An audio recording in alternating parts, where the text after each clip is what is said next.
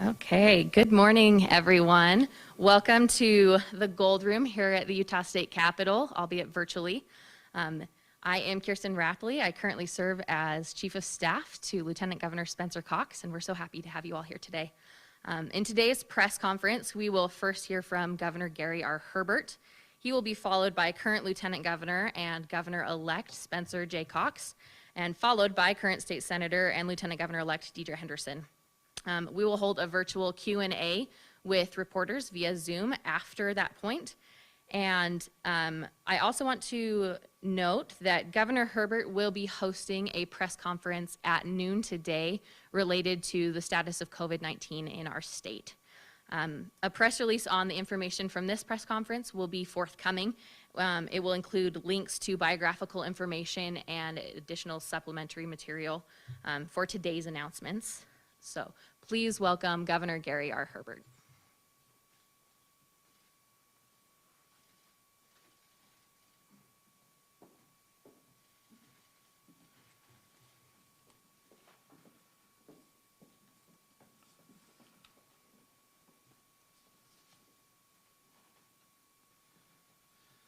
Well, welcome everybody to the Gold Room. This is an exciting time in Utah. I think it's just been mentioned we will have a press conference later on today talking about the crisis of our time, the COVID-19 pandemic, and so we'll have more to say about that a little later on. Today, I think a lot of us, our minds are on the election process, what we've seen throughout the United States, people wondering still what the outcome is going to be on the presidential election and some of the other races out there. Certainly the excitement we've seen here in Utah has been one that with our legislative and local government initiatives and propositions and constitutional changes. And of course, at the top of the list for me and for many in Utah, who's going to be the next governor and the lieutenant governor. I just want you to know that I appreciate and have great gratitude for the system we have here in this country and how it's operated here in the state of Utah. Our clerks do a wonderful job in making sure that every vote counts and that it's counted accurately. And I appreciate the work of so many people. I also appreciate the fact that we live in a democratic republic and that everybody has the opportunity, in fact, to cast a vote. We appreciate the fact there are many people that, in fact, throw their hat in the ring and say, choose me. That's not an easy thing to do.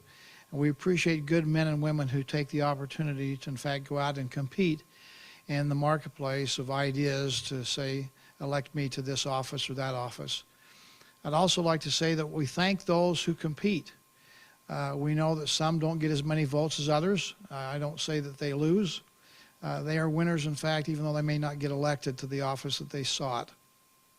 It does make it so that we have an opportunity to review the issues of the day and have a discussion and decide who's going to lead us in the future. I just want to thank the people of Utah, the opportunity I've had to be the governor for these last near 11 and a half years, and before that 4.5 years as lieutenant governor. It's been a great run for me, and I think it's been a great run this last decade for the people of Utah as we've succeeded in most every arena that we've competed in. But it comes a time when it's to move aside and let some fresh eyes and ears and some other perspectives lead the state of Utah, and so that's what's taking place today.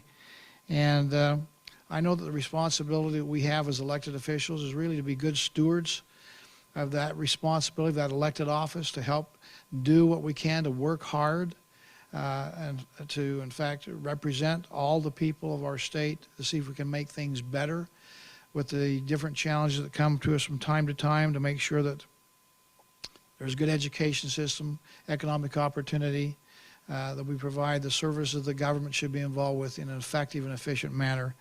And I believe we've done a pretty good job of that these last 11 and a half years. I know we try to follow kind of the counsel of our mothers and of the Boy Scouts of America. You would want to find and leave the place better than you found it. And that's a good adage for me, and it's a good adage for those who follow me. And I think there's an opportunity for all of us, as we find in our system, to build upon the foundation of those who've gone before us, to raise the bar even higher, And I think you're going to see that take place here with this new administration that's coming in here today. Being the governor of Utah has been really a great blessing to me, and really the opportunity of a lifetime, and really probably a very improbable journey for me personally. But I've appreciated the journey and the ride that we've had together, and I'm looking forward to this next chapter in my life and the next chapter here in the state of Utah with this new administration coming in. This week, during this election process, the people of Utah have spoken, and they've chosen the next governor and the next lieutenant governor. I extend a hearty congratulations to Spencer and Deidre for their win together. It's a team effort, and I expect that they will continue to govern as a team just like they campaigned as a team. I believe the people of Utah made a great choice in Spencer Cox as the governor and Deidre Henderson as the lieutenant governor. I know firsthand the heart of Spencer Cox. I know of his love of the people of Utah and our state and what it stands for. He has the experience, having served in many different offices on his way to the top office of governor.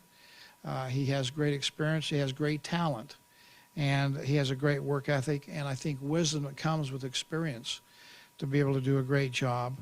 And certainly with the Lieutenant Governor Deidre Henderson by his side, they're going to serve, I think, the state of Utah extremely well. Deidre's own experience in not only national politics, but serving in the state legislature as a great state senator, her own demeanor, her willingness to work with people and bring people together is going to make a very good team for the people of Utah. We should all be excited about that opportunity. And so today we actually begin the process of transition. Again, one of the great things about America is the transition of power that happens seamlessly and peacefully. And that's going to happen here, certainly in the state of Utah. I invite all the people of Utah to get to know Spencer and Deidre even more than they do already. And I would hope that they would unite behind these dedicated public servants and the team that they're going to build. I'll announce some of that here today. I also believe that Utah has the opportunity to show the nation by example how transitions take place and how we can unite behind, even though some maybe not voting for Spencer or Deidre, but we unite nevertheless to make sure we have the best opportunity to put the best policies in place that benefits the people of Utah, no matter what their political situation may be or their political positions. So again, I think we have an opportunity to show the nation how to do this. We've done it in the past. We should do it again. A little bit of discord in the nation that we see around here, but I would hope that we'll combine our efforts to show support, encouragement, thoughtful engagement, and give them their prayers to have a success. We don't need the divisiveness that we see sometimes on the national stage. So to that end, let me just extend to the governor-elect and lieutenant governor-elect that we will work in our administration to help them in this transition. We'll work closely with the administration. The first probably order of business is to work with them in creating a budget that they will be able to present as their own budget to the legislature and make sure that what we create here in these next couple of months reflects their priorities of the incoming administration. I also in full support of Governor-elect Cox and Lieutenant Governor-elect Henderson involving key members of their transition team so that they have an opportunity to hit the road running come January 4th. And so we'll work with them to make sure that they're involved, as well as incoming senior staff. So we'll help them understand the job responsibilities and where they fit and where we're at, and allow them to have the vision that they want to incorporate for the future. We want this to be a smooth transition, maybe the smoothest in history. I don't expect that was going to be a problem with this new administration. We're certainly there to help and cooperate. Last, let me just say that Spencer has been beside me working together as my partner for the last 7 years. It's been a great experience for me to work with him. And I know it's a great training ground. There's probably no better training ground to become governor than be lieutenant governor. And for 7 years, he's had a great ringside front row view of how government's run here in the state of Utah. That coupled with his background in business, his background as a mayor and councilman, background as a county commissioner, and his background as a legislator, serves him well to be able to, again, hit the road running. And like we all have done that have occupied the position of governor, we build upon the foundation of those who've gone before. We build upon the foundation of the Huntsman administration, build upon the foundation of the Walker administration, build upon the foundation of the Leavitt administration, build upon the foundation of the Bangerter administration, and so on and so forth. So I'm expecting good things to happen with Spencer at the helm and with Deidre by his side, that in the process make Utah even greater than it is today. We have challenging times with the pandemic, but in every other arena we're doing extremely well, and we're going to get through the pandemic and build again. And I know that's going to be a #1 priority for Spencer as we helps us to recover, as we rebuild and continue to rebuild from the effects of the pandemic. So at the end of the day, we want Utah to be the best place for people to, in fact, live here, to work here, to play here, to raise their families here, and certainly to do business. So I think this is a great opportunity for all of us to unite behind this new administration. We're certainly going to do our part to make the transition smooth. And I thank and congratulate Spencer and Deidre for their election win. I look forward to supporting their administration as they go forward. Thank you.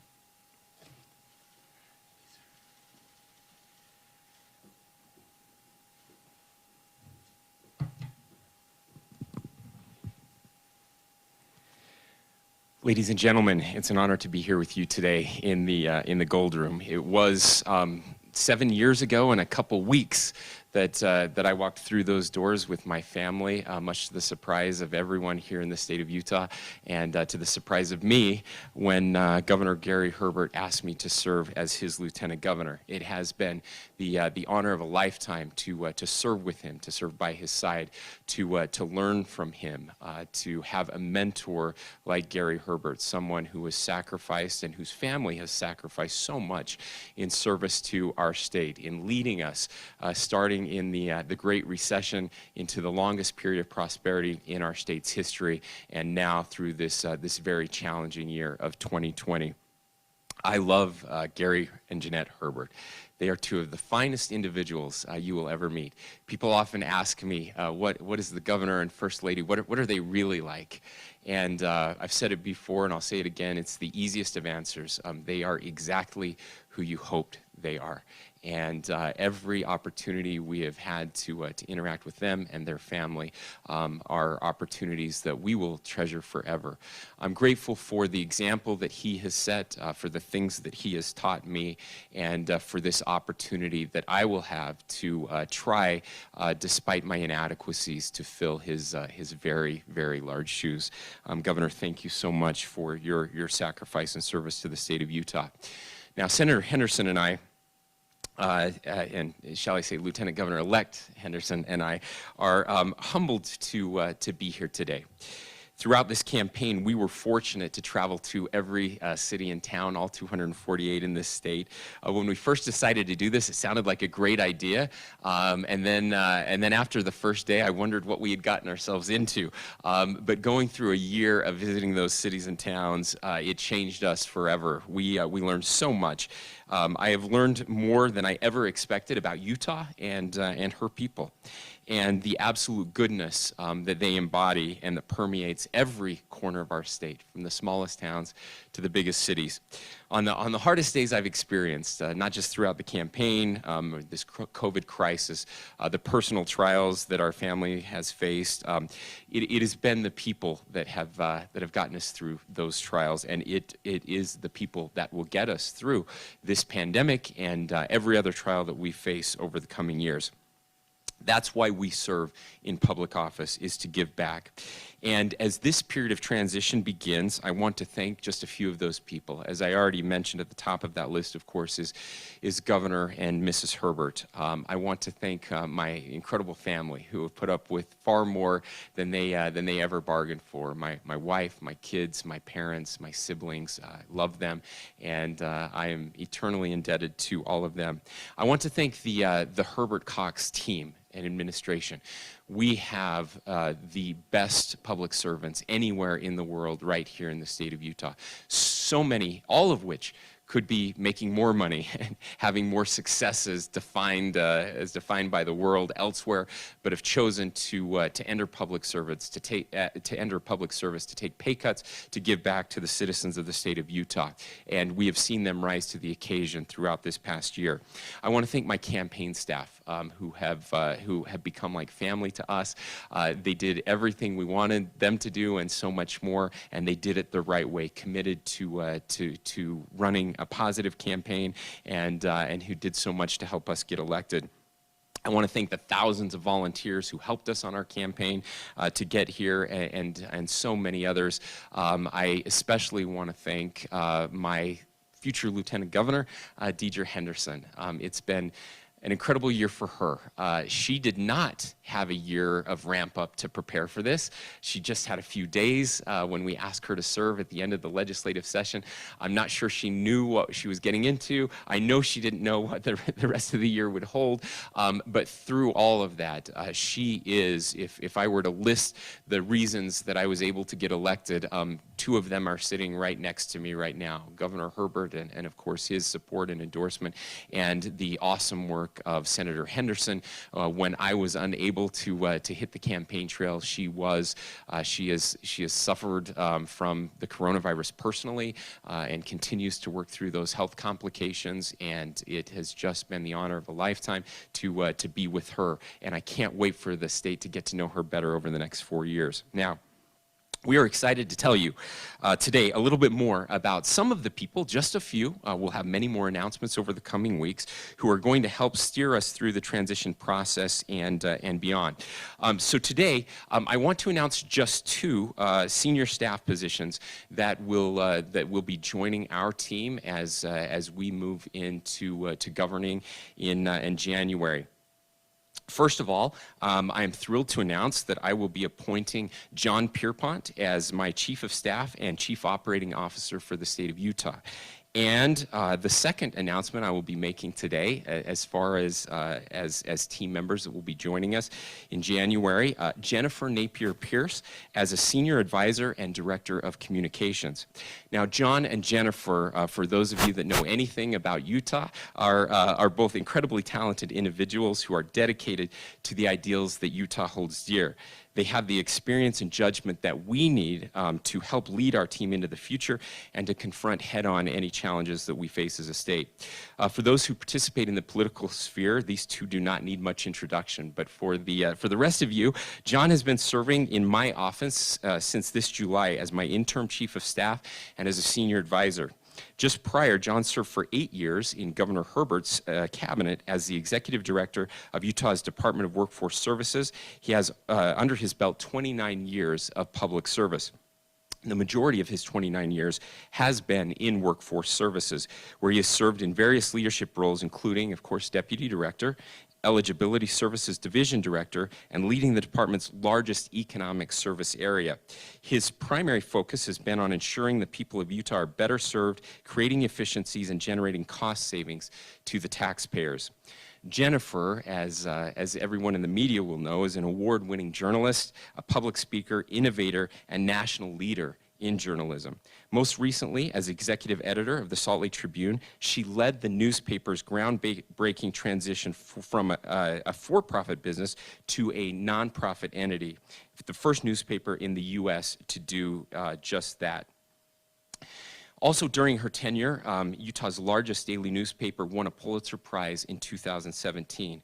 She is fair, community-minded, and driven. She's strong and educated in policy. She has great integrity, ethical, and through running a newspaper is connected to Utah's voice and the priorities within our communities. They are the right people to help us lead Utah into the future. I can't wait for them to get to work for Utah and for citizens to get to know them better. Now, the second key announcement that I will be making today is our transition leadership team. We have formed a formal transition team that will help guide us through the weeks between now and the inauguration on January 4th. The co-chairs of this transition will be Lynn Ward, who serves as Board of Director of Merit Medical Systems and has extensive experience working in state government leadership roles, including as Governor Walker's Deputy Chief of Staff and Governor Levitt's Director of Planning and Budget, among other key roles. Her co-chair, the other co-chair, is Steve Starks, who is the CEO of the Larry H. Miller Group of Companies. And because he clearly did not have enough on his plate already, we asked him to jump in, and he gladly agreed to do so. Steve brings great expertise to the table for many reasons, but of particular note to some students of history, they will know that his experience includes on a former Utah gubernatorial transition team in 2004 when he worked side by side with then Larry H. Miller, and is now, of course, the head of the Larry H. Miller Group of Companies. Other members of our transition team include Natalie Gochner, Rich McKeon, and Austin Cox. I also want to note that while this is all exciting and we are ready to get to work, I am still the Lieutenant Governor, and I do have every intention of continuing to fulfill my constitutional and statutory responsibilities to the fullest. The last thing I will say, and you will hear me say this many, many times, and I will be very clear on this, Gary Herbert is the governor of the great state of Utah until January 4th, 2021. And if you know anything about Gary Herbert, you know that he finishes everything that he starts. He hoes to the end of every row. That is how he is wired. That is how he is built. And I'm sure he will remind me many times over the next 2 months that he is still the duly elected governor of the great state of Utah, and I wouldn't have it any other way. So I'm now excited to introduce our future Lieutenant Governor-elect Deidre Henderson. She will talk through more of the transition process, and then I will come back up and answer any questions that you might have. Senator Henderson.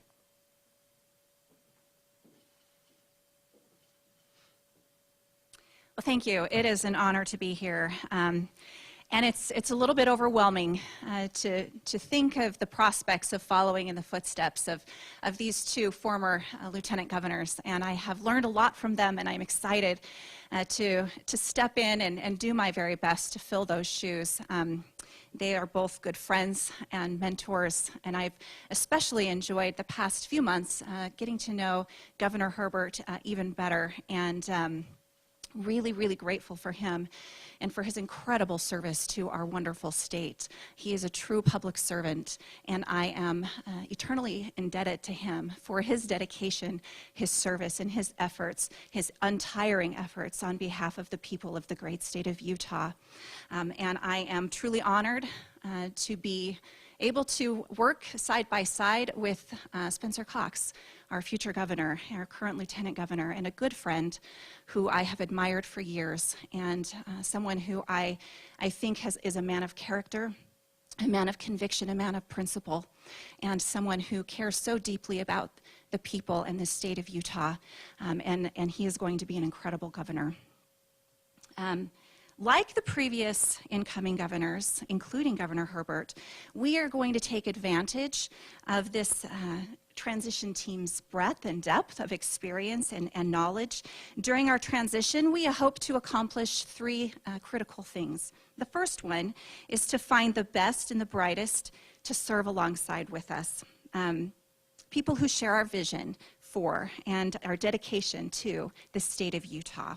With Jennifer and John on our team, and we're really, really excited and grateful that they have joined us, I'm confident that we're already off to a very strong start. Second, we're going to take a fresh look at each of Utah's state government agencies. There are more than 24 of these in total, and a new administration is really the perfect time to take a fresh look. It's a great time to see if there are better ways to do things, to streamline and to modernize operations, and to get the best services and bang for the buck for Utah's taxpayers. That's very important to us. Third is to provide recommendations related to major policy priorities that Spencer and I share. For those that monitored our general election campaign, it should come as no surprise that education will be the top priority of a Cox-Henderson administration. We're still building these teams, but we've already made we've made some progress, and we've got a few names to announce today. For example, leading and participating in some of these various committee efforts will be Pamela Atkinson, Bonnie Jean Beasley, Mark Bouchard, Jeff Birmingham, Lisa Michelle Church, Amanda Covington, Sophia DeCaro, Kristen Edwards, Francine Gianni, Mia Love, Susan Madsen, Crystal Magalit, Lavanya Muhate, Steve Nealman, Val Ovison, John Pike, Lester Rojas, Byron Russell, Heidi Walker, Amy Winder Newton, and Thomas Wright. And there will be many more to come. As you can tell, this team is rich in diversity and thought, political persuasion, gender, ethnicity, and experience. I'm especially impressed and excited by Spencer's willingness to include former political competitors that will benefit the people of the state of Utah. All told, we anticipate more than 100 community leaders being involved in this voluntary effort. We will share more information with you soon about how you can provide your input to them if you have an idea or a policy proposal for our administration that you'd like to share with us. In the coming weeks, we'll be working diligently to prepare for the years to come. As the beginnings of this new administration takes shape, we're excited to share more with you about our goals, our senior staff, and our cabinet leadership, and more. Very grateful for this opportunity. I'm overwhelmed and I'm humbled by it. I want to thank my incredible husband. Without his support, I would not be here. He is my biggest cheerleader, my biggest supporter. My children, our campaign team, our families, and of course, the Lieutenant Governor and Governor-elect Spencer Cox, and our beloved Governor Gary Herbert for their dedication and their service to the great state of Utah. Thank you.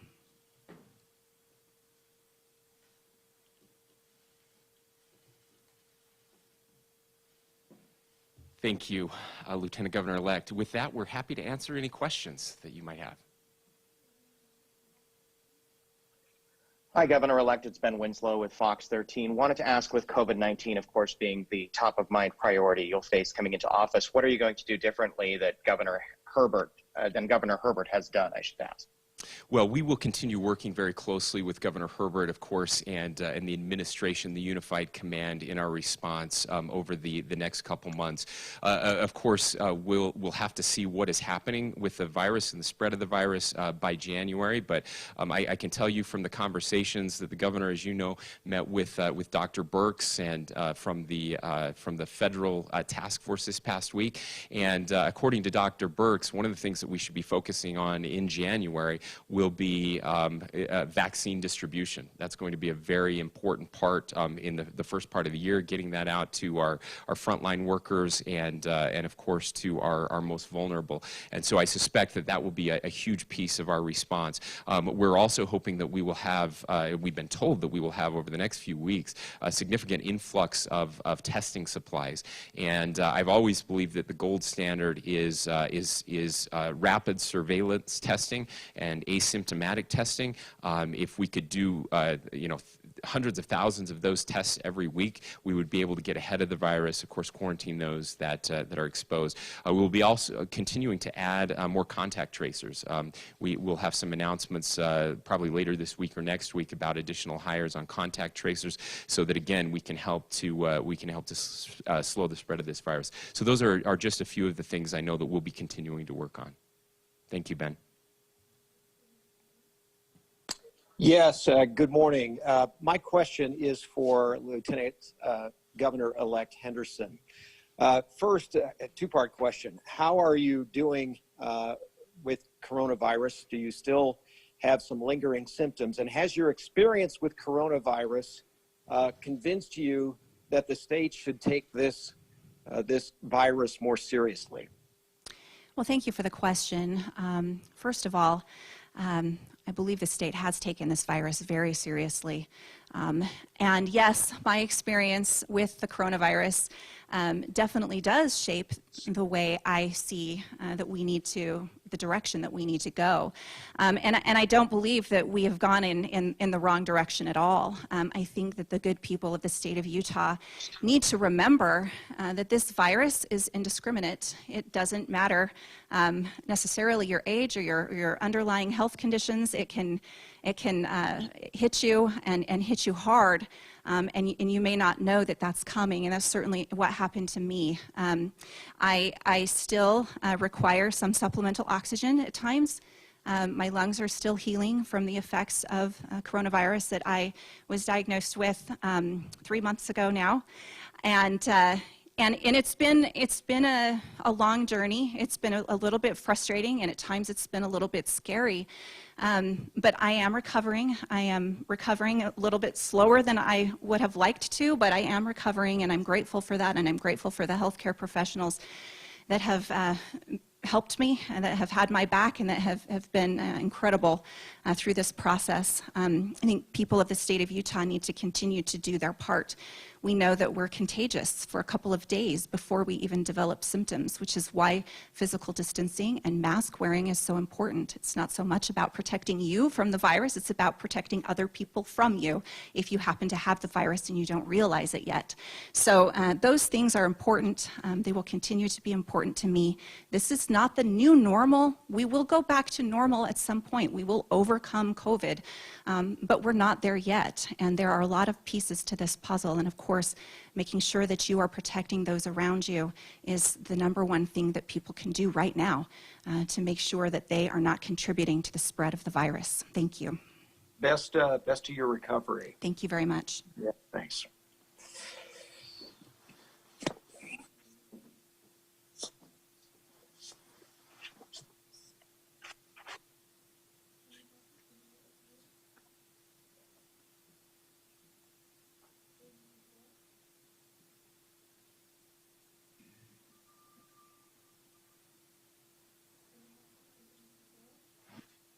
Hi, yes. Yeah, go ahead. Hi, I'm Mitchell Ciballo from Telemundo Utah Media. My question in Spanish, Governor-elect, ¿qué piensan ustedes para enfrentar el coronavirus durante este nuevo cambio de transición? ¿Cuáles son las nuevas medidas, especialmente en el área educativa? Bueno, vamos a seguir trabajando con el gobernador en su equipo para que podamos seguir ayudando a toda la gente aquí en Utah, pero especialmente la gente latina, porque hemos visto que esta pandemia está afectando a las comunidades latinas más que otros, pero gracias al liderazgo aquí en nuestro estado que están enfocando en lugares donde tenemos más del virus, donde hay más personas infectadas. Hemos visto que los números de los que se han infectados está bajando ahí y esperemos seguir con esto. Hay más cosas que necesitamos hacer. De hecho, vamos a seguir tratando a obtener más de los tests rápidos para que podamos encontrar las personas que tengan esta infección, pero no sean que lo tengan porque no tienen los symptoms del virus. Así que vamos a seguir trabajando con el gobierno federal para seguir, para obtener las cosas que necesitamos para ayudar.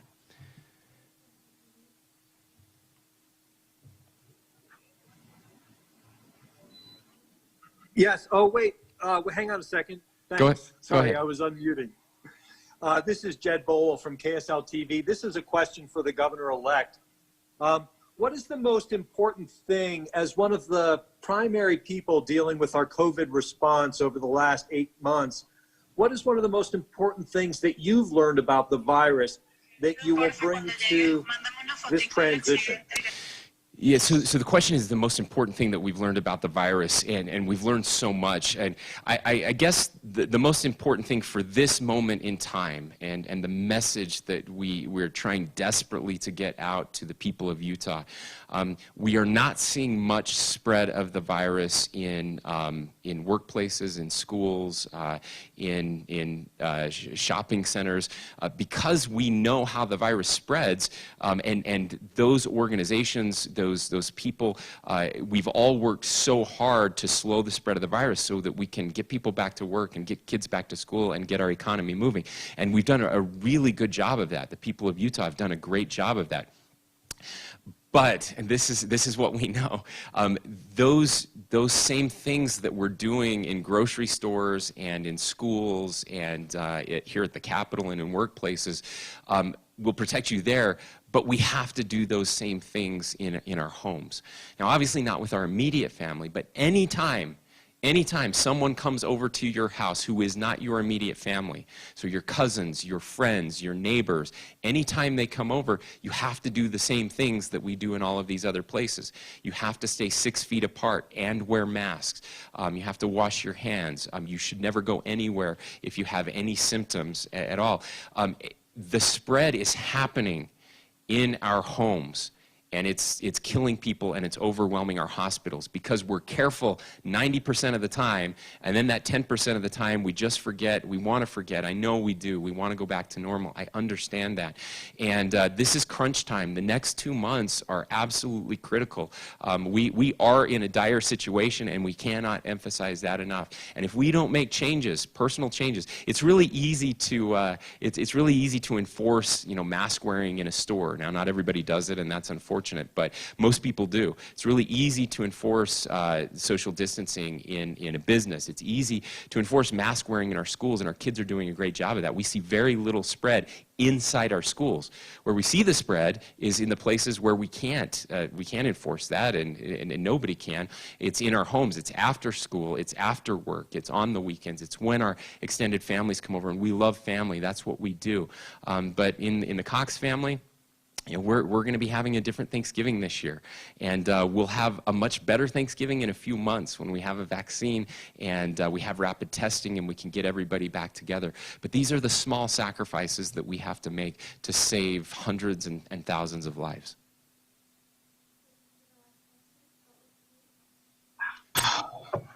Hi. I was wondering if you could provide any more details on the review by the community leaders. When are they expected to complete their review, and have they been given any direction about specific things that they're supposed to be looking for, like cost savings or equity in education? Have they been given any directions for the review? Yeah, thank you. So that review process obviously is not started, and we just had the election I guess a day ago, and so late last night we were reaching out to these teams, starting that process, making dozens of phone calls, asking people to help us out. We were very careful not to take anything for granted prior to the election, but now we're hitting the ground running, and so from a timetable perspective, of course, all of this will be done before January 4th, and most of it will be done throughout the month of November and early into December. So those are the timeframes that we're looking at.